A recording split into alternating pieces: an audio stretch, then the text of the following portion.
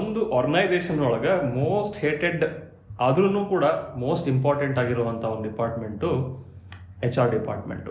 ಇವತ್ತು ನಮ್ಮ ಜೊತೆ ಇರೋವಂಥವ್ರು ಧನ್ರಾಜ್ ನಾಯಕ್ ಅಂತ ಹೇಳಿ, ಇವರು ಅದೇ ಒಂದು ಫೀಲ್ಡ್ ಒಳಗೆ ಬಿಸ್ನೆಸ್ ಮಾಡ್ತಾ ಇರುವಂಥವ್ರು. Dhanraj, welcome to the BNI Josh spotlight. Thank you so much Adarsh. HR department ಹೇಟೆಡ್ಡು ಹೌದು, ಇಂಪಾರ್ಟೆಂಟು ಹೌದು.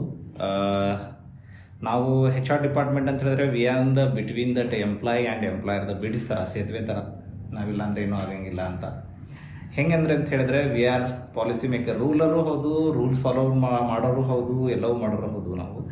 ಆ್ಯಂಡ್ ಏನು ಕಂಪ್ನಿಗೆ ಒಂದು ಅವ್ರಿಗೆ ಏನು ಬೇಕು, ಲೈಕ್ ರಿಜಿಸ್ಟ್ರೇಷನ್ ಇರ್ಬೋದು, ಪಾಲಿಸೀಸ್ ಇರ್ಬೋದು, ಅವ್ರದ್ದು ಪೇರೋಲ್ ಇರ್ಬೋದು, ರಿಕ್ರೂಟ್ಮೆಂಟ್ ಇರ್ಬೋದು, ಎಲ್ಲವನ್ನು ನಡ್ಕೊಳೋ ಡಿಪಾರ್ಟ್ಮೆಂಟು ನಮ್ಮದು.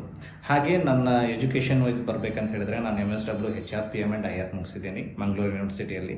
ಅದಾದಮೇಲೆ 13 ವರ್ಷ ಬೆಂಗಳೂರಲ್ಲಿ ಎಕ್ಸ್ಪೀರಿಯನ್ಸ್ ಆಗಿದೆ. ಆಸ್ ಎ HR ಮ್ಯಾನೇಜರ್ ಆಗೂ ಕೆಲಸ ಮಾಡಿದ್ದೀನಿ, ಮಲ್ಟಿಪಲ್ ಡೊಮೈನಲ್ಲಿ ಕೆಲಸ ಮಾಡಿದ್ದೀನಿ, HR ರಿಕ್ರೂಟರಾಗಿ ಕೆಲಸ ಮಾಡಿದ್ದೀನಿ, HR ಜರ್ನಲಿಸ್ಟ್ ಪ್ರೊಫೈಲ್ಗಳಲ್ಲಿ ಕೆಲಸ ಮಾಡಿದ್ದೀನಿ. ಎಂಡ್ ಟು ಎಂಡ್ ಆಲ್ಮೋಸ್ಟ್ ನನ್ನ ಕರಿಯರಲ್ಲಿ 15,000 ಜನ ಎಂಪ್ಲಾಯ್ಗಳನ್ನು ಇಂಟ್ರ್ಯೂ ಮಾಡಿದ್ದೀನಿ. ಯಾವ್ಯಾವ ಇಂಟ್ರ್ಯೂಗಳು ಹೆಂಗೆ ಮಾಡಬೇಕು, ಏನೇನು ಮಾಡಬೇಕು, ಆ್ಯಂಡ್ ಯಾವ ಥರ registration in the green field project ಅಂತ ಹೇಳಿದ್ರೆ ದ ಬೇಸಿಂದ ಹೆಂಗೆ ಸ್ಟಾರ್ಟ್ ಆಗುತ್ತೆ ಒಂದು ಕಂಪ್ನಿ, ಅವ್ರಿಗೆ ಏನೆಲ್ಲ ಬೇಕು, ಯಾವ ಥರ ಅಪ್ರೂವಲ್ಸ್ಗಳು ಬೇಕು, ಆಮೇಲೆ ಅವರಿಗೆ ಯಾವ ಥರ ಇದು ಮಾಡಬೇಕು, ನಾವು ಅವರಿಗೆ ಹೆಲ್ಪ್ಗಳು ಮಾಡಬೇಕಂದ್ರೆ ಯಾವ ಥರ ಲೈಸೆನ್ಸು, NOCs ಇರ್ಬೋದು ಅವರಿಗೆ, ಈ ಥರ ಹೆಲ್ಪ್ ಮಾಡೋದೊಂದು ಒಂದು ಕನ್ಸಲ್ಟೆನ್ಸಿನ ನಾನು ಹುಬ್ಳಿ ಧಾರವಾಡಲ್ಲಿ ಲಾಸ್ಟ್ 3 years ಬ್ಯಾಕ್ ಸ್ಟಾರ್ಟ್ ಮಾಡಿದ್ದೀನಿ. ಬಿಫೋರ್ ನಾನು ವರ್ಕ್ ಮಾಡ್ತಾ ಇದ್ದೆ ಹುಬ್ಳಿ ಧಾರವಾಡಲ್ಲೇ. ನನಗೆ ಒಂದು ಅನ್ನಿಸ್ತು, ಒಂದು 3 years ನಾನು ಇಲ್ಲಿ ಸ್ಟಡಿ ಮಾಡಿದೆ. ಕೆಲವೊಂದು ಗ್ಯಾಪ್ಗಳಿದ್ದಾವೆ ನಮ್ಮ ಇಂಡಸ್ಟ್ರಿಗಳಲ್ಲಿ, ಅದು ನಮ್ಮ ಎಂಪ್ಲಾಯರ್ಗಳಿಗೆ ಹೆಲ್ಪ್ ಮಾಡಬೇಕಂತ ಅನ್ನಿಸ್ತು. ಓಕೆ ಧನ್ರಾಜ್. ಸೊ ನಾವು ಅಂದ್ಕೊಂಡಾಗೆ HR ಅವರು ಅಷ್ಟೊಂದು ಕೆಟ್ಟವ್ರೇನಲ್ಲ, ಭಾಳ ಇಂಪಾರ್ಟೆಂಟ್ ನಮಗೆ. ಧನ್ರಾಜ್, ನಿಮ್ಮ ಕಂಪ್ನಿ ಹೆಸರು ಏನು, ಆಮೇಲೆ ಎಷ್ಟು ವರ್ಷದಿಂದ ನೀವು ಬಿಸ್ನೆಸ್ ಹೊಡಿತೀರಿ? ನನ್ನ ಕಂಪ್ನಿ ಹೆಸರು Vaibhav solutions hub and tagline one shelter to solve your problems. ಅಂದರೆ ಒಂದು ಶೆಲ್ಟರ್ ಕೆಳಗಡೆ ನೀವು ಬಂದ್ರೆ ಅಂದರೆ HR ರಿಲೇಟೆಡ್ ಏನೇ ಪ್ರಾಬ್ಲಮ್ ಇರ್ಬೋದು, we will solve it. And last 3 yearsಯಿಂದ ನಾನು ಸ್ಟಾರ್ಟ್ ಮಾಡಿದೆ. ಲೈಕ್ ವರ್ಕ್ ಮಾಡ್ತಾನೆ ಸ್ಟಾರ್ಟ್ ಮಾಡಿದೆ, ಬಟ್ ನನಗೆ ಕ್ಲೈಂಟ್ಗಳು ಮೀಟಿಂಗ್ಗಳು ಜಾಸ್ತಿ ಆಗ್ತಾಯಿದ್ದ. ನಾನು ವರ್ಕನ್ನು ಕ್ವಿಟ್ ಮಾಡಿ ಇದನ್ನೇ ಫುಲ್ ಟೈಮ್ ಸ್ಟಾರ್ಟ್ ಮಾಡಿದೆ.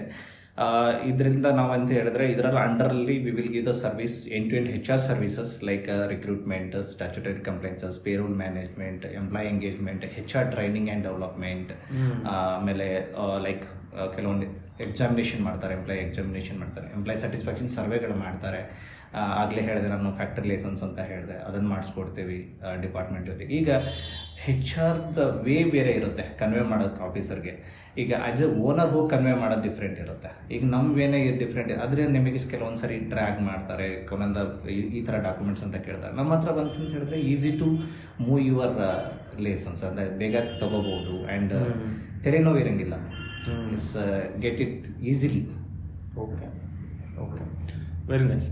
ಈಗ ನಿಮ್ಮ ಪ್ರಕಾರ ಒಂದು ಆರ್ಗನೈಸೇಷನ್ ರನ್ ಮಾಡಬೇಕು, ಯಾವಾಗ ನಿಮ್ಮ ಅವಶ್ಯಕತೆ ಬರ್ತೈತಿ, ಎಷ್ಟು ಜನ ಎಂಪ್ಲಾಯೀಸ್ ಇದ್ದಾಗ ಅವಶ್ಯಕತೆ ಬರ್ತೈತಿ, ಆಮೇಲೆ ಒಂದು ಆರ್ಗನೈಸೇಷನ್ ರನ್ ಮಾಡಬೇಕಾದ್ರೆ ಎಂಪ್ಲಾಯೀಸ್ ಆ್ಯಡ್ ಆದಂಗೆ ಏನು ಆ ಒಂದು ಬಿಸ್ನೆಸ್ ಓನರ್ ಇರ್ಬೋದು ಅಥವಾ ಮ್ಯಾನೇಜ್ಮೆಂಟ್ ಏನು ತಲೆಯೊಳಗೆ ಇಟ್ಕೋಬೇಕು? There is 3 type. ಈಗ ಹೆಂಗೆ ಆರ್ಗನೈಸೇಷನ್ಗಳಿರ್ತವೆ, ಸ್ಮಾಲ್ ಸ್ಕೇಲ್ ಇರ್ತಾರೆ, ಪ್ರೊಪ್ರೈಟರ್ಶಿಪ್ ಇರುತ್ತೆ, ಮೀಡಿಯಂ ಸ್ಕೇಲ್ ಇರ್ತವೆ, ಲಾರ್ಜ್ ಸ್ಕೇಲ್ ಇರ್ತವೆ. Different type of categories, different type of law ಇದ್ದಾವೆ, ಡಿಫ್ರೆಂಟ್ ಟೈಪ್ ಆಫ್ ಸ್ಟ್ಯಾಂಡರ್ಡ್ ಇದಾವೆ ಅದಕ್ಕೆ. ಈಗ ಪ್ರೊಪ್ರೈಟರ್ಶಿಪ್ ಎಕ್ಸಾಂಪಲ್ ತೊಗೊಂಡ್ರೆ, ಪ್ರೊಪ್ರೈಟರ್ಶಿಪ್ ಅವ್ರಿಗೆ ಒಂದು 8-10 ಜನ ಕೆಲಸದಾರ ಇರ್ತಾರೆ. 8-10 ಜನಕ್ಕೆ ಅಂತ ಹೇಳಿದ್ರೆ ಕೆಲವೊಂದು ನಾರ್ಮ್ಸ್ ಇರ್ತಾವೆ ಅವರಿಗೆ. ಶಾಪ್ ಆ್ಯಂಡ್ ಎಸ್ಟಾಬ್ಲಿಷ್ಮೆಂಟ್ ತೊಗೋಬೇಕು, ಕೆಲವೊಂದು ಟ್ರೇಡ್ ಲೈಸೆನ್ಸ್ಗಳು ತೊಗೋಬೇಕು, ಇಲ್ಲ ಅವ್ರದ್ದು ಮ್ಯಾನುಫ್ಯಾಕ್ಚರಿಂಗ್ ಯೂನಿಟ್ ಇದೆ ಅಂತ ಹೇಳಿದ್ರೆ PAPSI ತೊಗೋಬೇಕು, ಎಂಪ್ಲಾಯ್ಗಳಿಗೆ ಏನು ಅವರಿಗೆ ಇನ್ಶೂರೆನ್ಸ್ ಬೆನಿಫಿಟ್ ಕೊಡಬೇಕು, ಆ ಥರ ಲೈಸೆನ್ಸ್ಗಳು ಬರ್ತಾವೆ. It is a manufacturing unit, factory licence ಇರ್ಬೋದು, ಆ ಥರ. ಈಗ ನೀವು ಲಾರ್ಜ್ ಸ್ಕೇಲ್, ಮೀಡಿಯಂ ಸ್ಕೇಲಿಗೆ ಬಂತಂತ ಹೇಳಿದ್ರೆ ಅಲ್ಲಿ 20+25 ಹಿಂಗಿರುತ್ತೆ. ಆವಾಗ ನಾಮ್ಸೇ ಬೇರೆ ಇರುತ್ತೆ. ಫ್ಯಾಕ್ಟ್ರಿ ಲೈಸೆನ್ಸ್ ಇರ್ಬೋದು, ಕಾಂಟ್ರಾಕ್ಟ್ ಲೇಬರ್ ಲೈಸೆನ್ಸ್ ಇರ್ಬೋದು, ಕಾಂಟ್ರಾಕ್ಟ್ ಅಗ್ರಿಮೆಂಟ್ ಇರ್ಬೋದು, ಸೇಫ್ಟಿ, ಈ ಥರ ಲೈಸೆನ್ಸ್ಗಳು ಬರ್ತವೆ. ಆಮೇಲೆ ಕೆಲವೊಂದು ಸರಿ ಬಿಲ್ಡಿಂಗ್ ಹೈಟ್ ವೈಸ್ ಹೋಗ್ತಾ ಫೈರ್ NOCಗಳು ಇರ್ತವೆ, ಆ ಥರ ಎಲ್ಲ ಬರ್ತವೆ. ಈಗ ಫೈರ್ NOC ಕನ್ಸಲ್ಟೆಂಟ್ ಇರ್ತಾರೆ, ಅವರಿಗೆ ಅವರಿಂದ ಹೆಲ್ಪ್ ತೊಗೋಬೋದು. ಅದನ್ನು ಅವ್ರಿಗೆ ಹೇಳ್ತೀವಿ, ಇದೆಲ್ಲ ಬೇಕು ಲೈಸೆನ್ಸ್ಗಳಿಗೆ ಒಂದು ಕಂಪ್ನಿ ರನ್ ಆಗಲಿಕ್ಕೆ. This is what we do. Okay. So ಈಗ ನಮ್ಗೆ ಬೇಡಪ್ಪ ಇದೆಲ್ಲ ಬೇಡ, ನಾವು ಮಾಮೂಲಿ ರೀತಿಯಿಂದ ಬಿಸ್ನೆಸ್ ರನ್ ಮಾಡ್ತೀವಿ, ಕನ್ವೆನ್ಷನಲ್ ವೇನಾಗಿ ಮಾಡ್ತೀವಿ ಅಂತಂದ್ರೆ ಅವ್ರಿಗೆ ಏನು ಲಾಸ್ ಆಗುತ್ತೆ? It's a to loss to them. ಈಗ ಯಾಕಂದರೆ ಫ್ಯೂಚರ್ ನಮಗೆ ಗೊತ್ತಿರಲ್ಲ. ವಾಟ್ ಇಟ್ ವಿಲ್ ಹ್ಯಾಪನ್ ಅಂತ ಹೇಳಿ. ಅದು ಫ್ಯೂಚರ್ ಗೊತ್ತಿಲ್ಲ ಅಂದಾಗ ಈಗ ನನಗೆ ಬೇಡ, ನನ್ನ ಗಮನ ಹೆಂಗೋ ನಡೀತಾ ಇದೆ ಅಂತೇಳಿ. ಎಕ್ಸಾಂಪಲ್, ನಾವು ಲಾಸ್ಟ್ ಟೈಮ್ ನಾವು ನಮ್ಮ ಮೀಟಿಂಗಲ್ಲಿ ಇದ್ದಾಗ ಮಾತಾಡ್ತಿರ್ತೀವಿ. ಏನಂತ ಹೇಳಿದ್ರೆ, ಒಂದು ಎಂಪ್ಲಾಯಿ ಈಗ ಅವ್ನು ಕೆಲಸ ಮಾಡ್ತಿರ್ತಾನೆ. ವಿ ಡೋಂಟ್ ನೋ ನವೆ ಡೇಸ್ ನಮ್ದು ಇದಿರ್ಬೋದು, ಲೈಫ್ ಸ್ಟೈಲ್ ಇರ್ಬೋದು, ಏನೋ ಇರ್ಬೋದು, ನಾಳೆ ಏನು ನಡೆಯುತ್ತೆ ಅಂತ ಗೊತ್ತಾಗಲ್ಲ. If it is employees something is happened, ಏನೋ ಒಂದು ಆಯಿತು, ಆವಾಗ ಏನಂತ ಹೇಳಿದ್ರೆ ಎಂಪ್ಲಾಯ್ಗೆ ಏನು, ನಾನು ಆ್ಯಸ್ ಎ ಎಂಪ್ಲಾಯರ್ ನನ್ನ ಹತ್ರನೂ ಅಷ್ಟೊಂದು ಎಕನಾಮಿಕ್ಲಿ ನಾನು ಸ್ಟ್ರಾಂಗ್ ಇಲ್ಲ. ಅವಾಗ ನೀನು ಈ ಥರ ಇದ್ದಾಗ ನಿಮಗೆ ಗೌರ್ಮೆಂಟೇ ಕೊಡುತ್ತಲ್ಲ, ಈ 7 lakh ಇರ್ಬೋದು, 8 lakh ಇರ್ಬೋದು, ಆ ಥರ. ಅದು ಡಿಪೆಂಡೆಂಟಿಗೆ ಹೋಗುತ್ತೆ. ಫ್ಯಾಮಿಲಿ ಬರ್ಡನ್ ಆಗ್ತಿರುತ್ತೆ. ಒಬ್ಬರು ಇದು ಹೋದ್ರು ನಮಗೆ ಅಂತ ಹೇಳಿ, ಆವಾಗ ಅದೊಂದು ಎಲ್ಲೋ ಸಪೋರ್ಟಿವ್ ಆಗುತ್ತೆ. ದೆನ್ ನೀವೇ ಮಾಡಿಕೊಟ್ರೆ ನೀವೇ ಕೊಟ್ಟಂಗೆ ಅನಿಸ್ತೈತೆ ಅಲ್ಲಿ. ಯಾಕಂದರೆ ಪ್ರೊಸೀಜರ್ ನಿಮ್ಮ ಕೈಯಲ್ಲಿ ಇರುತ್ತೆ, ನೀವು ಮಾಡಿಕೊಟ್ಟಾಗ ನಿಮಗೆ ಒಂದು ಹೆಲ್ಪ್ ಆಗುತ್ತೆ. ಅಗೇನ್ ನೀವು ಈ ಥರ ಏನೂ ಫಾಲೋ ಮಾಡಿಲ್ಲ ಅಂತ ಹೇಳಿದ್ರೆ, ನೀವು ಹೇಳ್ತಾ ಇರೋದು ಪಿ ಎಫ್ ಬಗ್ಗೆ ಇರ್ಬೋದು, ESIC ಇರ್ಬೋದು, ಎರಡು ಕಡೆಯಿಂದನೂ ಕೊಡ್ತಾರೆ. ಆ್ಯಂಡ್ PF ESIC ಈ ಥರ ಇದೆ. ನೆಕ್ಸ್ಟ್ ಹೋದ್ರೆ ಅಂತ ಹೇಳಿದ್ರೆ ಕೆಲವೊಂದು ಡಾಕ್ಯುಮೆಂಟೇಷನ್ ಇರಂಗಿಲ್ಲ. ಆವಾಗ ಇರಂಗಿಲ್ಲ ಅಂತ ಹೇಳಿದ್ರೆ it's a problem to that company close ಮಾಡೋಷ್ಟು ಇದು ಬರುತ್ತೆ. ಓಕೆ ಧನರಾಜ್. ಸೊ ಈಗ ಒಂದಿಷ್ಟು ಮಿನಿಮಮ್ ಎಷ್ಟು ಎಂಪ್ಲಾಯೀಸ್ ಇದ್ದವರು ಈ ಥರ PF ಈ ಥರ ಎಲ್ಲ ಒಂದು ಸಿಸ್ಟಮ್ ಇಟ್ಕೋಬೇಕು? ಅದೇ 2 ಥರನೂ ಇದೆ. If you want feel free you can take the voluntary option ಇದೆ ಅದರಲ್ಲಿ. ಇಲ್ಲ ನಾನು ಬೇಡ, ನನಗೆ ವ್ಯಾಲೆಂಟ್ರಿ ತೊಗೊಳಕ್ಕಾಗಲ್ಲ, ನಾನು ಆ ಥರ ಮಾಡೋಕ್ಕಾಗಲ್ಲ ಅಂತ ಹೇಳಿದ್ರೆ you can go for that. More than 20+ ಇತ್ತು ಅಂತ ಹೇಳಿದ್ರೆ you have to go the as per act. Okay. So ನಿಮ್ಮ ಪ್ರಕಾರ 20+ ಎಂಪ್ಲಾಯೀಸ್ ಇದ್ದರೆ PF ESIC ಹೌದು ಇಂಪಾರ್ಟೆಂಟ್. ಹೌದು. ಸರಿ ಧನರಾಜ್, ಈಗ ಇಲ್ಲಿ ನಾವು ಒಂದು ಆರ್ಗನೈಸೇಷನ್ ರನ್ ಮಾಡತ್ತೀವಿ. ಓಕೆ, ನಮ್ಮ ಹತ್ರ ಒಂದಿಷ್ಟು ಎಂಪ್ಲಾಯೀಸ್, ಮೇ ಬಿ ಒಂದು 5 ಎಂಪ್ಲಾಯೀಸ್ ಆರ್ ಮೋರ್. ಅಂಥ ಒಂದು ಬಿಸ್ನೆಸ್ ಆರ್ಗನೈಸೇಷನ್, ಬಿಸ್ನೆಸ್ ಪರ್ಸನ್ ಇರ್ಬೋದು, ಅವರಿಗೆ ನಿಮ್ಮ ಕಡೆಯಿಂದ ಏನು ಮೆಸೇಜ್ ಕೊಡೋಕ್ಕೆ ಇಷ್ಟಪಡ್ತೀರಿ? ಅವ್ರಿಗೆ ಏನಂತ ಹೇಳಿದ್ರೆ, ಆ್ಯಸ್ ಪರ್ ಅವ್ರಿಗೆ ಏನು ನಾರ್ಮ್ಸ್ ಬರುತ್ತೆ ಅದನ್ನು ಫಾಲೋ ಮಾಡಬೇಕು. ಅದು ಬಿಟ್ಟರೆ ಈಗ ನಾನು ಹೇಳಿದ್ನಲ್ಲ, ವಾಲಂಟ್ರಿ ಅವ್ರು ತೊಗೊಂಡ್ರೆ ಒಳ್ಳೆಯದು, ಅವ್ರ ಎಂಪ್ಲಾಯ್ಗಳಿಗೆ ಬೆನಿಫಿಟ್ ಆಗುತ್ತೆ, ಮೋಟಿವೇಟ್ ಆಗಿ ಅವ್ರು ಕೆಲಸ ಮಾಡ್ತಾರೆ. PF ESIC ಇದೆ ಅಂತ ಹೇಳಿದ್ರೆ ಏನೋ ಒಂದು ಸೆಕೆಂಡ್ ಸ್ಟ್ರೆಂತ್ ಅವ್ರಿಗೆ, ನನಗೇನೋ ಒಂದಿದೆ, ನನಗೆ ಹುಷಾರು ತಪ್ಪಿದ್ರೆ ESIC ನೋಡ್ಕೊಳ್ಳುತ್ತೆ. ಯಾಕಂದರೆ ಈಗ ಕೆಲಸ ಮಾಡೋಕ್ಕೆ ಬರೋರೆಲ್ಲರೂ ಅವ್ರು ಯಾರು ಎಂಟರ್ಪ್ರೆನರ್ ಅಲ್ಲ.